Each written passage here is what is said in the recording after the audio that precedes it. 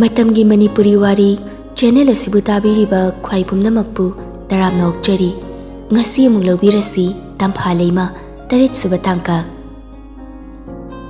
Jingkai na hospital da pukat pikiba bisak aduna call taraklami Jingkai number do save laitaba duda kanano haiduna ngahaktang chamamni phone receive tawraga khonjal tapna hairei Jingkai Hello bisak Ibungo nangbu chak charabo chari oh ichabu hojik kaidoramni no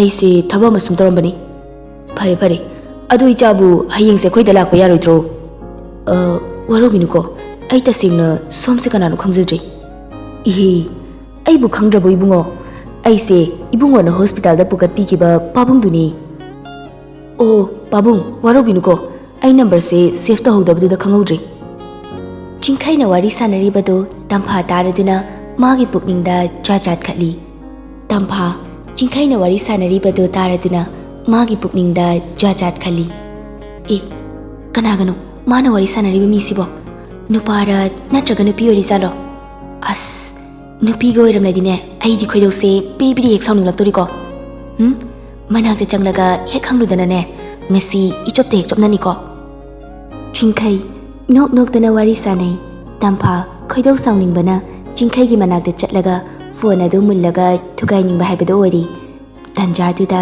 kabitana ha kaino school lakpada ngari yumda chaninga haisibo khangdi aine yumda am chaninge pakri ibe manang Jingkai wari sanaba loiraga phone thamkraba matung tuminna leiki Tampha Jingkai bu karisu leitana khanba saraga Ngasaidagi phone da wari sanarise nakongsi wayamna chinba taningdaba adugini Kabita Tampha na hairakliba karino haiba gyan laksinba ngamda chamamna na hanglai Nangna haidu karino Asomdane mi yamna nganganba miduna ngasaidagi nokpa ngangbaga wari sanarise tadro Handakti Kabita ngahak second tara kunmu khalaga gyan tarai aduga Oh chalo yada mi wari sanajabasibu nangonda kari hairaklage Haiba haidaba nakongse wayamna chinba adugi Nang tabiyo haibra haise nang sinnoina bunga nahanu wari sanabado sarna staribani adu sarna kari hairake Masu magi thamoidane sauningba haibada pharamgadoribani Masi yozase mapal thongda karimta khangjadaba haijadaba mingamdaba manbagi wani manungdadine yadrabani bima Ho yare to nangi wado sarna takrabadi soidana nangbu nuksibiraroi Nungsibidresu kaidoge ketleduni Makhoi ani asumna lotna tumina wari sanai angangsing suti thakraba matungni staff mayam punna phaminaraga koiba chatpagi wari watai khanarami nganba hayengse soiroidaba natro nganbana hairibadu kabitana khumlai sohelagum sikaino ado aikhoi sikaida punse haino Jingkai phone metlaga lei Tampha Jingkai di yenglaga wakhalda Mana taurisna karino mina wa khanaribase karino haibado hainagi di leitradana mana thokpa ma tawraga leirisibu magi sibu no face tawi nupiga message thana rizalo handakti kabitana Jingkaida Sir Jingkai su wakra hairodana aikoi kadaida punse habano punbaduri araibani gari do hainadri kanagi gari wairage hoine kawini as koi bachani ne taurise gari bo waidrine aduri kamai tawdiba Ado sarna kara selodana hayengse oza tai karasu chatpa yaroidinina winger do ama haidaba yaroi ngan mana amu Sir aikhoi adaidadi amata wainingai leiti kana gi leinage leinaba yarabadi hayengi chatpagi hainabiro Jingkai na amu adugi di waronu aikhoi gi manakta ma lei adu horen chatlaga hainarurage handakti kabitana Hoi sir na soidana bakra hainabiro Ado sarna makok haibado oirabanina sarna lakpada Miss Tamphasu yarakpa yarani Jingkai Hoi ado kra ngana loisinaraga lambida ngairaga leramo Makoi sing ado asumna chaba thakpagi wari watai thongba thakpagi wari pumba loina sanaba loiraga Tamphaga Kabitaga bazarda chatpagi gari tonglaga chatki Jingkai su bazardagi karino khara leige haiduna chatki Tamphaga Kabitaga dukandagi fruit leiba loiraga insang mana masing khara yengki saiduna yengi asum mathang yenglaga lakpada Jinkai amuk thengnari. Kabita. Sir, ensang leiro. Hoi. Miss Hoidi pot yam leithara maleda. Khausi pangpipikna udeba. Handakti Tamphana kumlei. Hoi sir, thengna rakpa ensang mana masing do adum leisilak lagalak. Oh, phare adudi ai chalukigi. Miss Hoi lehokidra. Tampha. Hoi sir. Kabita na amu. Kaino pot pu kam leiki harino yare chalo thengnani. Ado sir, amta ngai khoba. Miss, kari haige. Miss Tampha se hauji gari ngai bedi thenglani. Yaragadi Miss Tampha se amukta pu bigi gera. Jinkai Tampha na pairiba khawa chobadu ubada karai da bu haptoino khanbada matha saraduna mako kholi. Kabita. Sir, kaidorage tan bro. Hauji gari ngai raga leirubada thenglani na tobani. Sir na talagadi fari. Thenglu singna mathana dum chacharani. Yanida. Miss Tampha, chalasi lao. Miss Tampha, chalo ko dudi. Hoi, ado hayeng aluko. Hoi, adudi ai lehorage ko. Jinkai gari thauna wakhalda khali. Magi pot mayam sina gari sisukana thawba yade tawisi. Ngasi ina samninglaktana ne mayumda thanamdabida aikhoi da kok phusilaga changkini ko. Somda Tampha gi wakhalda su. Masigi nupase nupade onthongna thokidraba mini. Aina mungoni yengliba mityeng ase kari mata khangdabani ba. Aina ngasi sawninglaktana ko aikhoi ani khak leiringai sida nungsi kok haidokani ko. Jinkai Tampha na mangonda karino ma haikibagam tawi haiduna karino haiduna hanglai. Tampha sungakna. Ha, karino sir. Miss Nauzi haikibado kari haibano. Ai gari makolsina amta tahaude. Aidi kari su haikidi sir. Handakti Jinkai sui kaina. Oh, aidi Miss na karino ma haikiba manba. Jinkai na adumna hairakpaduda Tampha sadapna. Kari wakalbu khalino khangdi. Aina kari su haiduna aingondaga aina karino ma haikiba mali kaina. Makhoi ani asum lakpana Tampha su mayum mapada thanamlaga Jinkai su mayum tamna laklami. Numidang chak chaba toknaraba matungni Jinkai na Harrison kauraga makhoi ani wari sanarami. Harrison. Adudi heyingse nungsi phongdoknaba practice ekta horsine. Ngai khoi nungsomta ai pakhatbana lori. Bye. Nupi da haidringai da adu pakhaludunadi hayeng direct hayadi kamai tawduri. Hoise horsisi. Harrison. Adudi ne amuk kamai tawduino na harakpa yarko. Se hairo ai ready da lerabani. Harrison nupigi mawongda mamayadu onthoklaga leplaga lei. Jinkai kari haidino haifam gangda mako kholaga khangli. Harrison na. Aima, kaidorage amu angawa mi dona nako ko holaga tumina lepaga leiridubo. Se ko hairo. Bye. Ahan bau basi kamaina kari hairaga haudoino ba. Nangi nupida propose tawbagi practice tawba lakra haibabu ayoina ngawra chatkini ko. Phare. Nangna haiba ngamloidaba oirabadi ayoina hairagi. Yaraba. Jinkai gi wakhalda mana haiba ngamdabado Harrison oina haibirage haibagi wakhalda khalaga nofit tawraga hairei. Ha, asingbugiro. Adu oiradi ai pakhatba khar fare. Oh, phare adudi nupiduga aiga amutang unhalo. Aduga ai hairagi. Maduda mana yaraklabadi aigi laibak phabani. Harrison na hairakliba waduda Jinkai sungakna. Ha, kari kamaina laibak phadiba. Harrison khon kalapna. Nupidu ina propose tawradi nupidu na yaraklabadi aigi laibak pharadro. Jinkai haujikta da makhwanga metlaga saurapna. Kari haiba haujikido asi phawda yamna wana khanjariba nupisida nangna amuk nungsinakhradi aidi chuk saraga lelo haibro. Naril mataduga hairadi adumaina leibiduna ne nangidi maduna chapcharabani. Phai nangna dumaina ga hairabadi ai haujik tawge yengoba. Tau Jinkai nungsi phongdokpagi ready da sem saraga hairei. Wam ta haigidana. Harrison nupi saraga. Kari wano. Jinkai namu nang saudi sarkan ko. Sorry. Ai nang ba thamoi sengna nungsi. Ai gi khangnazaba nungsinazaba mi lei. Jinkai tuminna leptuna Harrison da munna yenglaga lei. Harrison Chinkhaigi mataw aduda nokning mana lori. Harrison noklaga. Kaidawre, aingona dukmuna yengliduna. Chinkhai su tapna khumlai. Hausikidudi ai kari pakhum pidiba. As adu kyamna laibidubu se mana du hairakladine nangna sumaina hayo. Nang magi damakta tasengna leplagena khallabana hayo. Adugi pakhum amu pirani dana. Chinkhai Harrison na haikiba dumak hairai. Harrison nupi saraga adumak khumlai. Hoi, ai magi damakta punsi chupa leplagena khale. As matang se yausiladi ai kari haidinu khangdreda. Masi hairaga Chinkhai phamungda phamthaki. Harrison na Yamna lubani. Khallo, adugane hayeng fazana nupiduna pirakpa pakhumga chana ba pakhum piramo. Ado yanabadi hainagadabani ko. As bhai, nupi koibase aidi sumta leyabo. Hotaladi koiranu to hayeng tungna kainaki bathoklabadine aduna hena wanabani. Kainaragana kainare kaino adubu wabro. Harrison Chinkhai gi wadu tabada nokninglami aduga.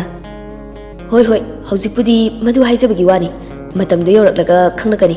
Ado matamsisu thengzilakle. Ai chalagi. Mai pakpa ngamba oijaroko. Masi hairamlaga Harrison su chatkri. Somdasu nganba Tamphagi wakhalda tauri. Hayengi numitse ngaibada wareda. Aibu hauzima hayorasirane. Aina hauzik hairuraga ikaidana hayeng amuk laktadana tokadra. Ai Kavitaga wari amta sanage. Nganba Kavita da call tawi. Kavita. Hello? Miss, chak charabo? Hoi, chari, sardi. Chari. Ado hayeng se koiba chapatare ne. Hoi sir. Ado aidi tumbaga changraponi. Hayeng koiba chatkani khanbagi. Ai sini. Ado aina haibado kamai torage. Sir se nupa natro kok hayu kaino. Haibudi haizagi bema. Nahana aina hayo haibado hauzik paba haibiramba zatnateba. Sir, farak ama tadana haidabani. Ado hayengdi nachil mangna kok phungdo horo kaino. Hoi. Ado ai noidagi natengane amta laujararoi. Ishana hekta phungdokjarage. Hoi hoi, aduna fare. Ado sir, potharage. Hayengdi khara ngana hawatkadabanina yahu thenglani. Hoi hoi. Good night. Makhoi ani asumna phone thamnakraba matungda nganbana Tamphada hayeng khara ngana hogalo haina message iraga thajinki. Tamphasu Chinkhai gi wakhalda tumthaba yaramde. Adudagi sunatana koiba chatpagi suni. Chinkhai gi wakal khalingai tanja aduda nganbana message tharakpadugi message rington lai. Tampha phone ado pairaga yengi. Nganbana tharakleba message ado paraga hui haina message ado dumakhanli. Asumna nongalaga Tampha ayuk pung 3 taba doida hogalaga brush tokthokraga iru maithajaba loiraga dressing table mamangda famlaga mamaida foundation cream ama thajili pink machugi lipstick ama sangjili gar dress upudo hangdoklaga dress achinba loibada pung 5 makai tasilakli adudagi Tampha Kavita da call tawi masigi nupisibu phone ga pairaktis buga tawrisano tungmaga hogatri jalo pung sisu taruk tasilakadorin tawrise masi haiduna Tampha phone hanjin tawi Kavita bathroom da changluraga tholakpada phone ring lakpa makhol tabadagi prap changlaklaga phamung mathakta leiriba phone adu paikhali. Hello? Nangbu sirabu ibema? Haima, siragabu phone se paikhalakidra ngaubi. Nati, kadaida chatluge ba ha? Aina ngasaidagi phone tawraise karimta tadabraba nangbo. Hoi bema, aise bathroom da changlubadagi tholakpada ngaijari sakhinbi. Bathroom dagi tholaklaga phone lakpagi makhol tabadagini aina pairakise. Hoi yare. Ado nangbu hausi fawba kemta loisindribo? Loisindrida ngali kaino. Haima, karino? Horenada thongpa thakpa tawdurina thengloidro. Chak insang thonglingai chak charingai dane matam se aikta yaukidoini. Atei mafamdagane koiba chapamta nangoiko. Hoise. Ado nang sir Chinkhai call tawraga laabra kholabra na khra hamudana. Laktaragadi nangsu yauro. Sir gi number di aingonda siyaudana kamai hangduinu. Nangonda yauragadi nangamta hangbiyo. Aduga aina ngairaga leirena khra haikro. Kaino? Nabani pawida phaunaraga ai sida ngairi ai atuda leire khotle do hainadradana aina kamain haidinu. Handakti Tampha Chinkhai gi number do launingdaba hainingdabagi mawongda. As ai madugi ozadugo wari sanabase yam taleba nangamta haibikroba. Nangna hairakpa wado aina mu haikibtare ne ha. Tamphado aduda ngairaga leire ꯑꯗꯨꯗꯒꯤ ꯆꯤꯡꯈꯩꯅ ꯍꯥꯏꯔꯛꯄ ꯋꯥꯗꯣ ꯅꯪꯉꯣꯟꯗ ꯑꯃꯨꯛ call ꯇꯧꯔꯒ ꯍꯥꯏꯔꯛꯈꯤ ꯇꯥꯔꯦꯕ ꯑꯗꯨꯃꯥꯏꯅ ꯍꯥꯏꯅꯗꯅꯅꯦ ꯂꯩꯒꯗꯕ ꯁꯔꯨꯛꯄꯨꯗꯤ ꯅꯁꯥꯅ ꯀꯣꯛ ꯍꯥꯏꯅꯕꯗꯨꯅ ꯐꯠꯇ꯭ꯔꯣ ꯍꯣꯏꯁꯦ ꯅꯪꯒ ꯋꯥꯔꯤ ꯀꯨꯏꯅ ꯁꯥꯟꯅꯕꯁꯦ ꯑꯩ ꯏ ꯌꯥꯝꯅ ꯀꯥꯔꯤ ꯅꯝꯕꯔꯗꯣ ꯄꯤꯔꯣ ꯑꯗꯣ ꯇꯟꯗꯤ ꯇꯜꯂꯤꯍꯦ ꯆꯤꯡꯈꯩꯒꯤ ꯅꯝꯕꯔꯗꯣ ꯀꯕꯤꯇꯥꯅ ꯇꯝꯐꯥꯗ ꯄꯤ ꯐꯔꯦ ꯊꯝꯃꯣ ꯑꯩ ꯁꯨꯝꯇ ꯂꯣꯏꯁꯤꯟꯈꯤꯒꯦ ꯊꯝꯃꯦꯀꯣ ꯑꯗꯣ ꯀꯣꯜꯗꯣ ꯇꯧꯔꯒ ꯍꯪꯉꯣ ꯑꯗꯨꯒꯅꯦ ꯅꯪꯁꯨ ꯉꯥꯏꯔꯒ ꯂꯩꯔꯣ ꯒꯥꯔꯤ ꯇꯣꯡꯂꯀꯥꯟꯗ ꯑꯩꯉꯣꯟꯗ ꯄꯥꯎ ꯄꯤꯔꯛꯑꯣ ꯐꯣꯟ ꯊꯝꯅꯈ꯭ꯔꯕ ꯃꯇꯨꯡ ꯇꯝꯐꯥ ꯆꯤꯡꯈꯩꯒꯤ ꯅꯝꯕꯔ ꯑꯗꯨ ꯌꯦꯡꯂꯒ ꯃꯣꯃꯣꯟ ꯅꯣꯛꯏ ꯉꯥꯟꯕ ꯇꯝꯐꯥꯗ ꯀꯣꯜ ꯇꯧꯔꯛꯏ ꯃꯤꯁ ꯂꯣꯏꯁꯤꯟꯕ ꯂꯣꯏꯔꯕꯣ ꯍꯣꯏ ꯁꯥꯔ ꯂꯣꯏꯔꯦ ꯑꯦ ꯌꯥꯝ ꯉꯜꯂꯤꯅ ꯑꯩꯗꯤ ꯍꯧꯖꯤꯛ ꯐꯥꯎꯕ ꯇꯨꯝꯕ ꯍꯧꯒꯠꯇ꯭ꯔꯤ ꯑꯁ ꯂꯣꯏꯔꯦꯍꯦ ꯅꯨꯄꯥ ꯅꯣꯏꯅ ꯈꯔ ꯑꯋꯥꯠ ꯑꯄꯥ ꯆꯦꯟꯗꯅ ꯈꯣꯠꯇꯅ ꯇꯧꯒꯦꯗꯤ ꯍꯥꯏꯗ꯭ꯔꯗꯅ ꯍꯧꯖꯤꯛꯄꯨ ꯇꯨꯝꯕ ꯍꯧꯒꯠꯇ꯭ꯔꯤ ꯍꯥꯏꯁꯤꯕꯣ ꯁꯨꯝ ꯉꯜꯂꯤꯅ ꯇꯧꯕꯅꯤ ꯁꯥꯔ ꯅꯪ ꯂꯩꯍꯧꯔꯣ ꯌꯥꯔꯦ ꯑꯦ ꯑꯗꯨꯗꯤ ꯍꯦꯟꯃꯟꯗ꯭ꯔꯣ ꯃꯤ ꯁꯣꯝꯗ ꯋꯥꯈꯜꯒꯤ ꯄ꯭ꯂꯥꯟ ꯑꯃ ꯁꯥꯒꯠꯂꯒ ꯂꯩꯔꯤꯀꯥꯟꯁꯤꯗ ꯏꯔꯥ ꯍꯦꯛ ꯂꯥꯏꯅ ꯑꯩꯕꯨ ꯂꯩꯍꯧꯔꯣ ꯀꯥꯏꯗ ꯍꯧꯖꯅꯨꯀꯣ ꯃꯤꯁ ꯋꯥꯍꯩꯗꯨꯗ ꯇꯝꯐꯥꯁꯨ ꯅꯣꯛꯂꯒ ꯁꯥꯔꯁꯦ ꯋꯥꯔꯤ ꯁꯥꯟꯅꯕ ꯌꯥꯝ ꯅꯨꯡꯉꯥꯏꯌꯦ ꯉꯥꯟꯕ ꯅꯣꯛꯃꯤ ꯅꯨꯡꯉꯥꯏꯕꯅꯦ ꯑꯩꯁꯨ ꯅꯪꯒ ꯋꯥꯔꯤ ꯁꯥꯟꯅꯕꯁꯦ ꯌꯥꯝ ꯅꯨꯡꯉꯥꯏ ꯈꯣꯟꯖꯦꯜꯗꯨꯁꯨ ꯇꯥꯕꯗ ꯊꯃꯣꯏꯒꯁꯦ ꯇꯤꯡ ꯇꯤꯡ ꯆꯣꯡꯉꯛꯏ ꯑꯁ ꯄꯛꯇ꯭ꯔꯦꯍꯦ ꯆꯠꯂꯣ ꯍꯥꯗ ꯀꯗꯥꯏꯗ ꯆꯠꯂꯣ ꯍꯥꯏꯔꯤꯅꯣ ꯅꯪꯅ ꯇꯥꯟꯕ ꯃꯐꯝꯗꯣ ꯑꯩ ꯆꯠꯀꯦ ꯑꯗꯣ ꯆꯠꯄ ꯇꯥꯔꯁꯨ ꯅꯪꯒ ꯄꯨꯟꯅ ꯆꯠꯃꯤꯟꯅꯕ តាꯑꯦ ꯑꯩꯗꯤ ꯀꯩꯒꯤ ꯆꯠꯇꯣꯏꯕ ꯃꯔꯝ ꯂꯩ ꯀꯔꯤ ꯃꯔꯝꯅꯣ ꯍꯥꯏꯁꯦ ꯍꯣꯔꯦꯟ ꯍꯥꯏꯕꯤꯒꯦ ꯃꯁꯤ ꯍꯥꯏꯔꯒ ꯉꯥꯟꯕ ꯐꯣꯟ ꯊꯝꯈꯤ ꯇꯝꯐꯥꯁꯨ ꯉꯛꯅ ꯀꯔꯤꯅꯣ ꯃꯥꯅ ꯍꯥꯏꯔꯤꯁꯤꯅ ꯑꯁ ꯀꯣꯛꯀ ꯉꯥꯎꯖꯩꯗ ꯁꯤꯂꯥ ꯇꯝꯐꯥꯒꯤ ꯃꯅꯥꯛꯇ ꯆꯪꯂꯛꯏ 이베마 ꯅꯪꯕꯨ ꯀꯣꯏꯕ ꯆꯠꯅꯤꯅ ꯇꯧꯔꯤꯕꯗꯨꯕꯨ ꯉꯜꯂꯤꯕ꯭ꯔꯣ ꯐꯣꯟ ꯇꯧꯔꯒ ꯍꯪꯒꯦ ꯇꯧꯕꯅꯤ ꯍꯧꯖꯤꯛ ꯐꯥꯎꯕ ꯒꯥꯔꯤ ꯂꯥꯛꯇ꯭ꯔꯤꯁꯦ ꯂꯥꯛꯑꯕ꯭ꯔꯥꯅ ꯍꯣꯏ ꯑꯗꯣ ꯊꯦꯡꯅꯗꯤ ꯍꯜꯂꯛꯀꯅꯨꯀꯣ ꯁꯤꯂꯥ ꯊꯣꯛꯈ꯭ꯔꯕ ꯃꯇꯨꯡꯗ ꯇꯝꯐꯥ ꯆꯤꯡꯈꯩꯒꯤ ꯅꯝꯕꯔꯗꯨ ꯅꯝꯂꯒ ꯀꯣꯜ ꯇꯧꯅꯕ ꯇꯧꯕꯗ ꯃꯤꯍꯨꯜ ꯆꯣꯡꯂꯛꯏ ꯑꯁ ꯀꯔꯤꯅꯣ ꯑꯩꯒꯤ ꯃꯤꯍꯨꯜꯁꯤꯅ ꯑꯁꯨꯛ ꯀꯟꯅ ꯆꯣꯡꯈꯠꯂꯛꯏꯁꯤꯅ ꯃꯁꯤ ꯍꯥꯏꯔꯒ ꯀꯣꯜ ꯇꯧꯏ ꯁꯣꯝꯗꯅ ꯆꯤꯡꯈꯩ ꯒꯥꯔꯤꯗ ꯄꯣꯠꯆꯩ ꯍꯥꯞꯀꯠꯂꯤ ꯄꯇꯤ ꯍꯦ 이붕어 ꯅꯪꯕꯨ ꯊꯦꯡꯈ꯭ꯔꯅꯤꯅꯦ ꯄꯨꯡꯁꯨ 6 ꯇꯥꯁꯤꯜꯂꯛꯂꯦ ꯃꯤ ꯂꯣꯏꯅ ꯉꯥꯏꯗꯅ ꯂꯩꯔꯝꯂꯅꯤꯅꯦ ꯍꯣꯏ ꯂꯣꯏꯔꯦ ꯆꯠꯂꯗꯝꯅꯤ ꯏꯃꯥ ꯍꯣꯏ ꯈꯔ ꯉꯟꯅꯗꯤ ꯍꯜꯂꯛꯎꯀꯣ ꯏꯃꯥ ꯏꯊꯟꯗꯅꯤ ꯌꯨꯝꯁꯤꯗ ꯂꯩꯍꯧꯗꯣꯔꯤꯕꯁꯤ ꯍꯣꯏ ꯃꯥ ꯃꯁꯤ ꯍꯥꯏꯔꯒ ꯆꯤꯡꯈꯩ ꯒꯥꯔꯤꯗ ꯀꯥꯈꯠꯀꯦ ꯍꯦꯛ ꯇꯧꯕꯒ ꯅꯝꯕꯔ ꯁꯦꯐ ꯂꯩꯇꯕ ꯀꯣꯜ ꯑꯃ ꯂꯥꯛꯏ ꯀꯅꯥꯅ ꯍꯥꯏꯅ ꯌꯦꯡꯂꯒ ꯀꯣꯜ ꯄꯥꯏꯈꯠꯂꯤ ꯍꯜꯂꯣ ꯆꯤꯡꯈꯩꯒꯤ ꯈꯣꯟꯖꯦꯜ ꯇꯥꯕꯗ ꯇꯝꯐꯥ ꯃꯁꯥꯗꯣ ꯊꯛꯀꯠꯈꯤꯕ ꯑꯗꯨꯗ ꯀꯔꯤ ꯍꯥꯏꯗꯨꯅꯣ ꯈꯪꯗ꯭ꯔꯗꯨꯅ ꯇꯨꯃꯤꯟꯅ ꯋꯥ ꯉꯥꯡꯗꯅ ꯂꯩ ꯆꯤꯡꯈꯩꯅ ꯑꯃꯨꯛ ꯍꯜꯂꯣ ꯇꯥꯕ꯭ꯔꯣ ꯀꯩꯅꯣꯅꯦ ꯃꯁꯤꯕꯨ ꯀꯅꯥ ꯑꯣꯏꯔꯤꯖꯥꯠꯅꯣꯅꯦ ꯍꯜꯂꯣ ꯇꯥꯗꯕ꯭ꯔꯣ ꯇꯥꯅꯗ꯭ꯔꯕ ꯀꯩꯅꯣꯝ ꯇꯧꯔꯦ ꯃꯁꯤ ꯍꯥꯏꯔꯒ ꯐꯣꯟ ꯑꯗꯨ ꯊꯝꯈꯤ ꯇꯝꯐꯥꯅ ꯑꯁ ꯐꯣꯟ ꯑꯃꯨꯛ ꯊꯝꯈ꯭ꯔꯦꯅꯦ ꯃꯁꯤ ꯍꯥꯏꯔꯒ ꯀꯣꯜ ꯑꯃꯨꯛ ꯇꯧꯁꯤꯜꯂꯤ ꯆꯤꯡꯈꯩ ꯐꯣꯟ ꯑꯗꯨ ꯑꯃꯨꯛ ꯄꯥꯏꯈꯠꯂꯛꯏ ꯑꯗꯨꯗꯁꯨ ꯇꯝꯐꯥ ꯋꯥ ꯃꯆꯦꯠ ꯑꯃꯠꯇ ꯉꯥꯡꯕ ꯉꯝꯗꯅ ꯆꯤꯡꯈꯩꯅ ꯀꯣꯜ ꯑꯗꯨ ꯑꯃꯨꯛ ꯀꯛꯊꯠꯈꯤ ꯇꯝꯐꯥ ꯍꯟꯗꯛꯇꯤ ꯁꯣꯔ ꯁꯥꯡꯅ ꯍꯣꯟꯗꯣꯛꯂꯒ ꯀꯣꯜ ꯑꯃꯨꯛ ꯇꯧꯁꯤꯜꯂꯤ ꯆꯤꯡꯈꯩꯅ ꯀꯣꯜ ꯑꯗꯨ ꯍꯦꯛ ꯄꯥꯏꯈꯠꯂꯛꯄꯒ ꯍꯟꯗꯛꯇꯤ ꯍꯥꯏꯔꯒꯦ ꯍꯥꯏꯗꯨꯅ ꯔꯦꯗꯤꯗ ꯁꯦꯝ ꯁꯥꯗꯨꯅ ꯂꯩ ꯆꯤꯡꯈꯩ ꯁꯥꯎꯅ ꯀꯣꯜ ꯑꯗꯨ ꯐꯠ ꯄꯥꯏꯈꯠꯂꯒ ꯍꯩ ꯀꯅꯥꯅꯣ ꯀꯣꯜ ꯆꯒꯠ ꯇꯧꯔꯛꯂꯤꯁꯤꯕꯣ ꯅꯔꯣꯜꯗꯨ ꯊꯣꯛꯇ꯭ꯔꯕꯗꯤ ꯀꯔꯤꯒꯤ ꯃꯤꯉꯣꯟꯗ ꯀꯣꯜ ꯇꯧꯔꯛꯂꯤꯅꯣ ꯅꯦꯠꯋꯥꯔꯛ ꯌꯥꯗꯕꯒꯤ ꯇꯥꯟꯅꯗꯕꯅꯤ ꯍꯥꯏꯕꯁꯨ ꯅꯠꯇꯦ ꯃꯇꯨꯡ ꯃꯅꯥꯎꯗꯤꯅꯦ ꯑꯃꯨꯛ ꯍꯟꯅ ꯀꯣꯜ ꯇꯧꯔꯛꯀꯅꯨꯀꯣ ꯃꯁꯤ ꯍꯥꯏꯔꯒ ꯁꯥꯎꯔꯒ ꯊꯝꯈꯤ ꯇꯝꯐꯥ ꯋꯥ ꯍꯥꯏꯒꯦ ꯈꯜꯂꯒ ꯔꯦꯗꯤꯗ ꯂꯩꯔꯝꯕꯗꯨ ꯆꯤꯡꯈꯩꯒꯤ ꯋꯥꯗꯨ ꯇꯥꯕꯗꯒꯤ ꯃꯊ꯭ꯋꯥꯏ ꯅꯨꯡꯉꯥꯏꯇꯅ ꯇꯨꯃꯤꯟꯅ ꯂꯩꯈ꯭ꯔꯦ ꯆꯤꯡꯈꯩ ꯑꯁꯨꯝ ꯂꯥꯛꯄꯅ ꯇꯝꯐꯥꯒꯤ ꯊꯣꯡꯒꯥꯜ ꯌꯧꯁꯤꯜꯂꯛꯀꯗꯧꯔꯤ ꯆꯤꯡꯈꯩ ꯋꯥꯈꯜꯗ ꯃꯣꯃꯣꯟ ꯅꯣꯛꯂꯒ ꯃꯥꯕꯨ ꯉꯥꯏꯔꯒ ꯂꯩꯔꯝꯃꯗꯣꯏꯖꯥꯠꯂꯣ ꯍꯣꯔꯦꯟ ꯑꯩꯕꯨ ꯃꯥꯒꯤ ꯃꯐꯝꯗ ꯅꯨꯡꯁꯤ ꯍꯥꯏꯅ ꯐꯣꯡꯗꯣꯛꯄ ꯉꯝꯒꯗ꯭ꯔꯥ ꯍꯣꯏꯗ ꯉꯝꯅꯕ ꯍꯥꯏꯕ ꯇꯥꯕꯅꯤ ꯃꯁꯤ ꯈꯟꯅ ꯂꯥꯛꯄꯅ ꯇꯝꯐꯥꯒꯤ ꯊꯣꯡꯒꯥꯜ ꯌꯧꯁꯤꯜꯂꯛꯂꯦ ꯆꯤꯡꯈꯩ ꯒꯥꯔꯤ ꯃꯅꯨꯡꯗꯅꯤ ꯇꯝꯐꯥ ꯂꯩꯕ꯭ꯔꯥ ꯍꯥꯏꯅ ꯀꯣꯌꯦꯡ ꯌꯦꯡꯉꯤ